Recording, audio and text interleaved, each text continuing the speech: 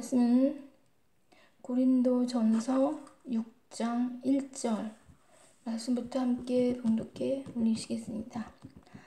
너희 중에 누가 다른 이와 더불어 다툼이 있는데 구태여 불의한 자들 앞에서 고발하고 성도 앞에서 하지 아니하느냐.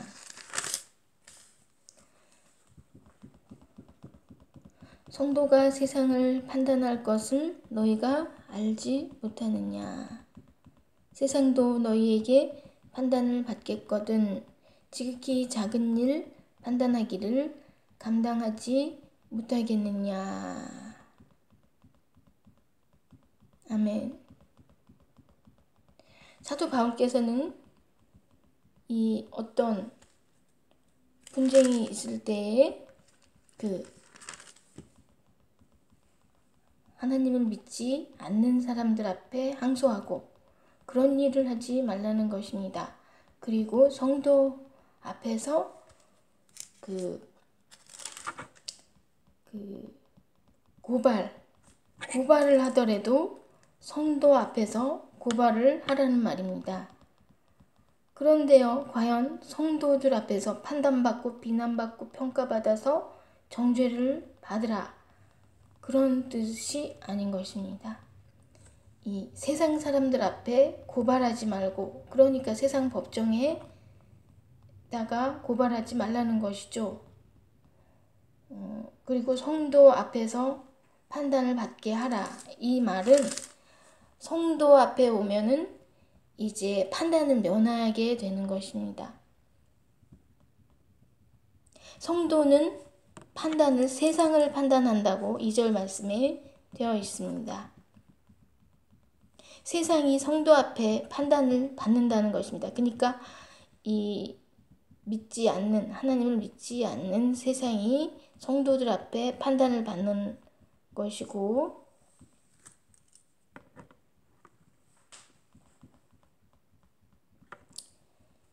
이제 같은 성도들은 성도 앞에서 이제 면하는 것이죠. 판단을 면하는 것이죠. 그래서 결과적으로는 어떻게 됐냐면요, 이제 9절 말씀에 불의한 자가 하나님의 나라를 유업으로 받지 못한다, 이 말씀이 있지만요, 결과적으로는 11절 말씀에 너희 중에 이와 같은 자들이 있더니 이제 하나님의 성령 안에서 씻음과 거룩함과 의롭다 하심을 받았느니라. 아멘. 이렇게 말씀을 주시는 것입니다.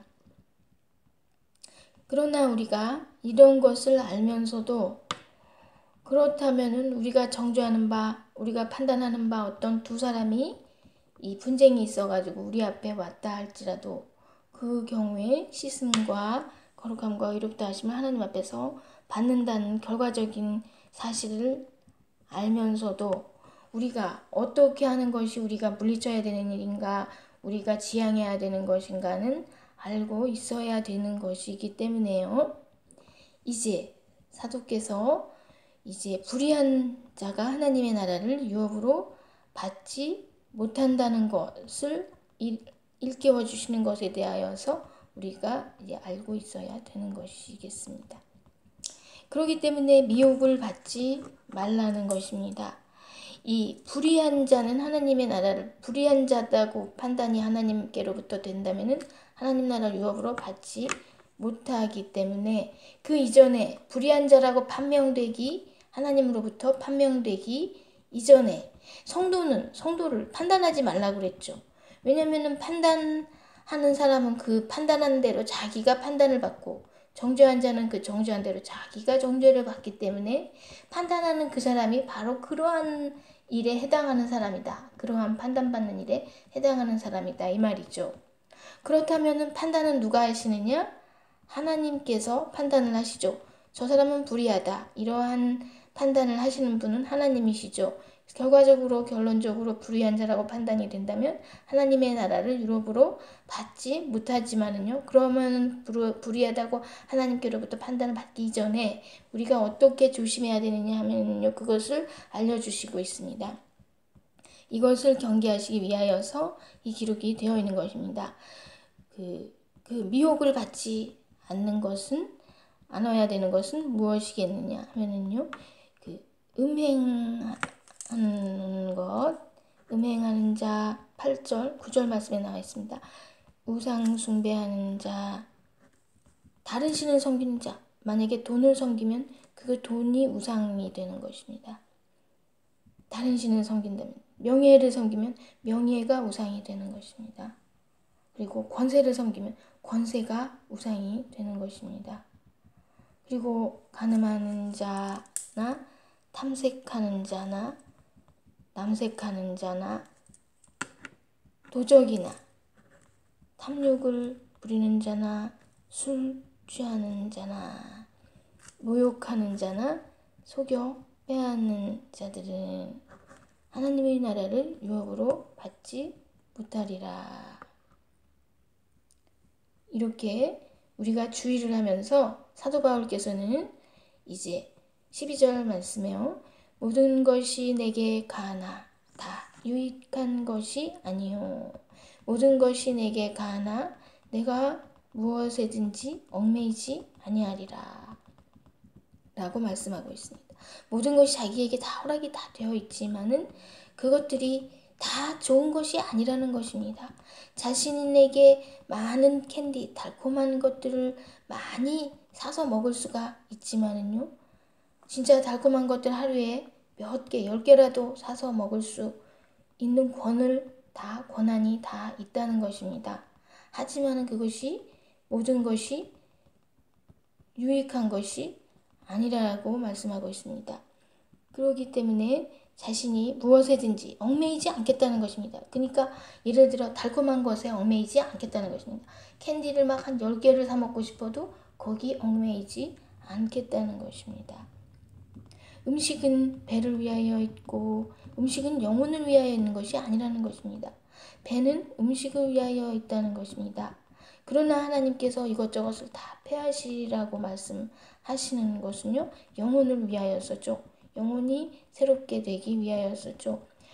몸은 음란을 위하여 있지 않고 오직 주를 위하여 있으며 주는 몸을 위하여 계시느니라. 여기서 주님은 하나님, 우리의 주인 되신 하나님을 말씀하고 있는 것입니다. 이제 그러기 때문에요. 둘이 이제 한 육체가 된다는 이 말을 가지고 비유로 말하는 것입니다. 이제 우리가 둘이 한 육체가 된다는 그 말씀을 배웠는데 그 말씀대로 사람 2명이 한 육체가 되라 이런 뜻이 아니고요. 여기서는 사도 바울께서는 어디까지나 혼자 있는 것이 좋으니라 이런 입장이기 때문에요. 17절 말씀에 주와 합하는 자는 한 영이니라 이렇게 말씀하고 있습니다. 우리의 영혼을 이제 하나님과 합하여서 하나님과 한 영이 되도록 해야 된다고 우리에게 가르치고 있습니다. 또 그리고 특히 강조하시는 것은 이 음행에 대하여서 18절 말씀에 음행을 피하라. 사람이 범하는 죄마다 몸 밖에 있거니와 음행하는 자는 자기 몸에 죄를 범하느니라. 19절 말씀 20절 말씀 함께 봉독해 올리시면서 오늘 예배를 마치시겠습니다. 너희 몸은 너희가 하나님께로부터 받은 바 너희 가운데 계신 성령의 전인 줄을 알지 못하느냐. 너희는 너희 자신의 것이 아니라 값으로 산 것이 되었으니 그런즉 너희 몸으로 하나님께 영광을 돌리라. 아멘.